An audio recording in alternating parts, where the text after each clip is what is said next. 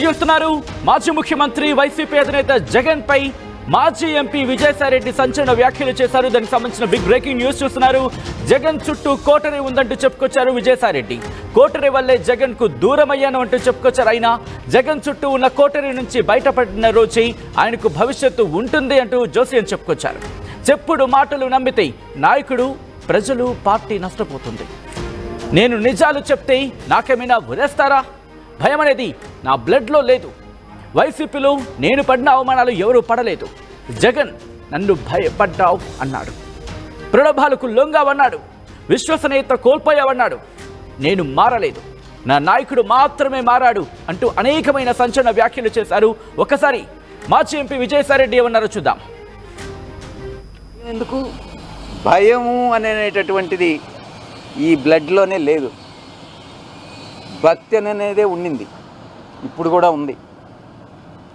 భక్తి ఇంతకుముందు నాయకుడి మీద ఉండింది, ప్రేమ ఉండింది. కానీ ఇప్పుడు ఓన్లీ దేవుడి మీదనే ఉంది, వెంకటేశ్వర స్వామి మీద. ఎందుకనంటే మనసు విరిగిపోయింది. అన్ని కష్టాలకి ఓర్చుకొని నాకు ఇన్ని పదవులు ఇచ్చాడు, నేను కాదనలా. కానీ అవమానాలు, నేను పడ్డ కష్టాలు అన్నీ కూడా ఒక్కసారి తలుచుకుంటే మనసు విరిగిపోయే బయట వెళ్ళిపోయారు. వ్యవసాయం years you are both are together కదా. చాలా కష్టాల్లో ఉన్నప్పుడు మీరు దగ్గరుండి చాలా అన్నీ చూసినాను, అంటే కథ తెలుసు. కానీ ఇప్పుడు ఏదో చిన్న ఇష్యూలతో మనసు విరిగిపోయిందని జీవిత భాగస్వాములే విడాకులు తీసుకొని వెళ్ళిపోతున్నారు. మీ సంగతి ఏదో నాకు తెలీదు. ఇంకా నేను ఇన్ని తరాలుగా ఉండింది, కాస్త 3 తరాలుగా నేను కాదనలా. కానీ ఆత్మ గౌరవం, ఆత్మవిశ్వాసం రెండు ముఖ్యం. నేను ప్రలోభాలకు లొంగల. మా నాయకుడు నన్ను ప్రలోభాలకు లొంగావన్నాడు. నేను భయపడ్డానన్నాడు, నేను భయపడలా. ఇంకోటేది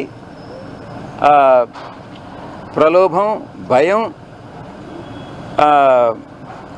విశ్వసనీయత కోల్పోయానన్నాడు. విశ్వసనీయత కోల్పోలే. ఆ 3 యథాతిథిగా అప్పుడెట్టున్నాయో ఇప్పుడు అలాగే ఉన్నాయి. మా నాయకుల్లోనే మార్పు ఉంది. అయితే భయం ఎందుకు? భయము అనేటటువంటిది ఈ బ్లడ్లోనే లేదు. భక్తి అనేదే ఉండింది, ఇప్పుడు కూడా ఉంది.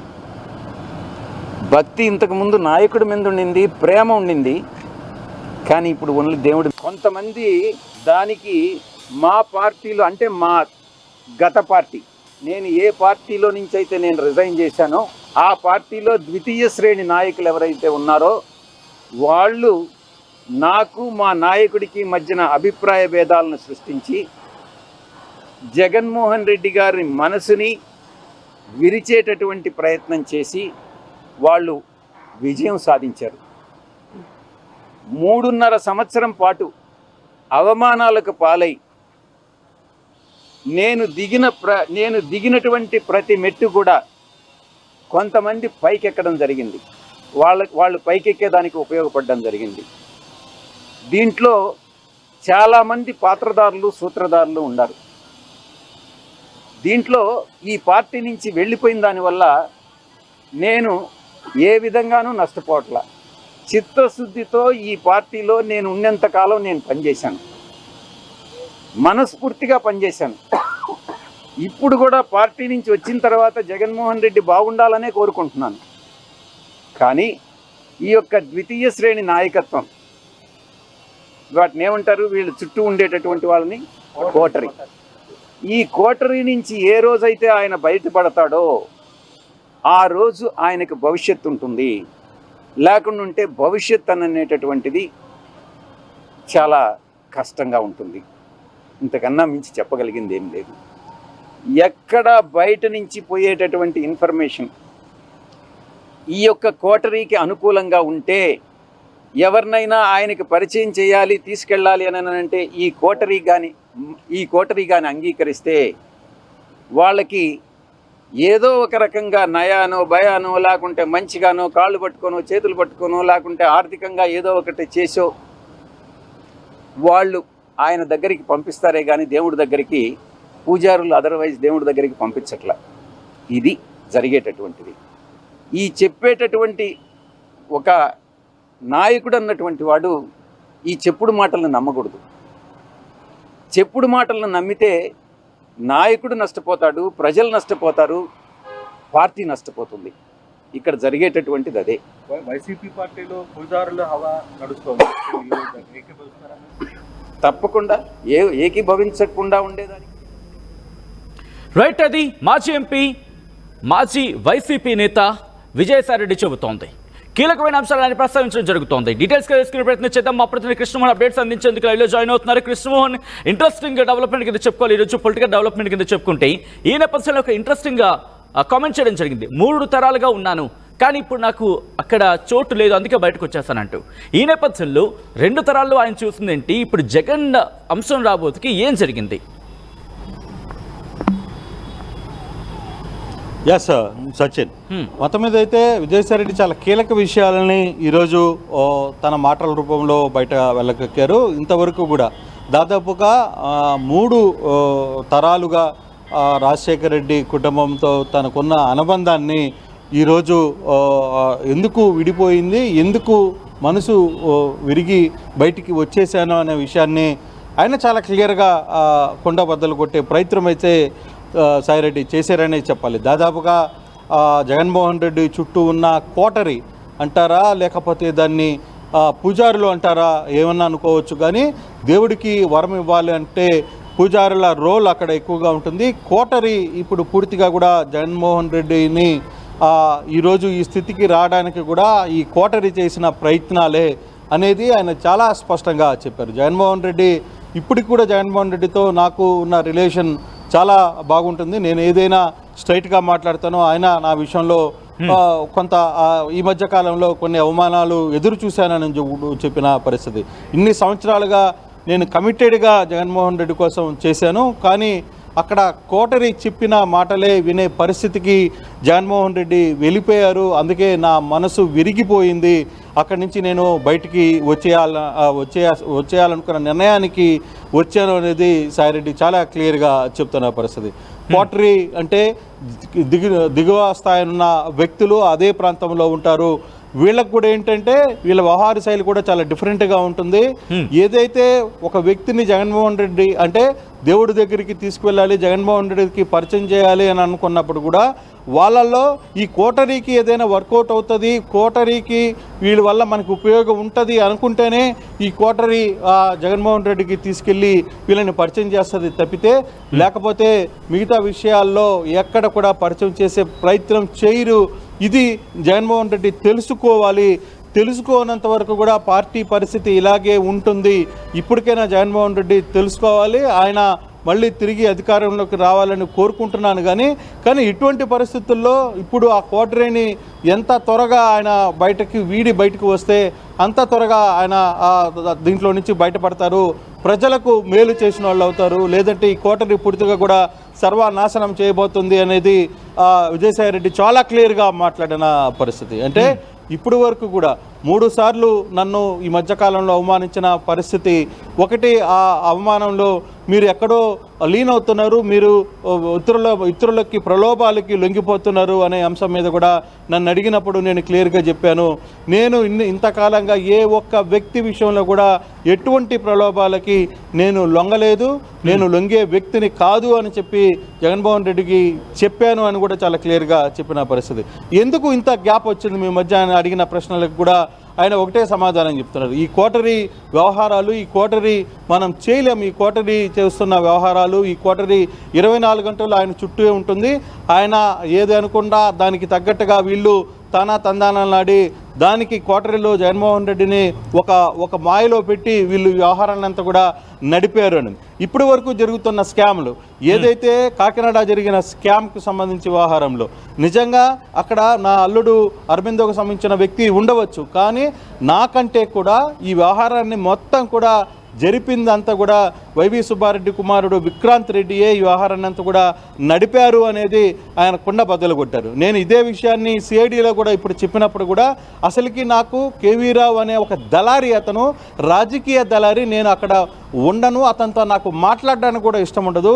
కానీ ఈ కేసు పెట్టినప్పుడు కేసుకు సంబంధించి వ్యవహారం మీద మధ్యవర్తుల మధ్య జరిగిన సంభాషణలో ఎందుకు మీ పేరు ఇరికించారనే సమాధానానికి ఆయన ప్రశ్నకు సమాధానం ఇస్తూ నేను ఇదే వ్యవహారాన్ని ఒక మీడియేటర్ల ద్వారా కేవీ రావుతో అడిగాను, ఎందుకు నా పేరు ప్రస్తావనకు వచ్చిందంటే ఒక అధికారి, కీలకమైన ఒక అధికారి, ఇక్కడ పనిచేస్తున్న అధికారి నా పేరును పెట్టించే ప్రయత్నం అయితే చేశారు. ఎస్, ఒకవైపు నా సొంత అరబిందో నా అల్లుడు అక్కడ ఉన్నప్పటికీ కూడా నేను ఏ రోజు కూడా నా కుటుంబ వ్యవహారాలు, వాళ్ళ వ్యాపారాల వ్యవహారంలో నేను జోక్యం చేసుకోలేదు, చేసుకోపోను కూడా అని చెప్పి క్లియర్గా చెప్పాను. అదే విక్రాంత్ రెడ్డికి ఈ వ్యవహారంలో పూర్తిగా కూడా సంబంధం ఉంది. అయితే ఇది జగన్మోహన్ రెడ్డికి కూడా తెలీదు అనే వ్యవహారాన్ని కూడా నేను క్లియర్గా సిఐడికి నేను ఈరోజు చెప్పాను. జగన్మోహన్ రెడ్డికి తెలియకుండానే ఈ వ్యవహారాన్ని మొత్తం కూడా విక్రాంత్ రెడ్డి వ్యవహారాన్ని అంతా కూడా నడిపారు అనేది ఆయన చాలా క్లియర్గా స్పష్టంగా చేస్తున్న పరిస్థితి. అయితే జరుగుతున్న ఇంతకాలంగా 3 సంవత్సరాలుగా 3 తరాలుగా ఆయన ఫ్యామిలీతో మీరు ఉన్నారు కదా, ఇప్పుడు బయటకు వచ్చి తర్వాత ఇప్పుడు ఈ వ్యవహారాలన్నీ కూడా బయట పెడుతున్నప్పుడు మీకు ఏంటైనా ఇబ్బందులు జరగవా అని మాట్లాడుతున్నప్పుడు ఆయన కొంత దాని మీద చాలా సీరియస్గానే రియాక్ట్ అయ్యారు.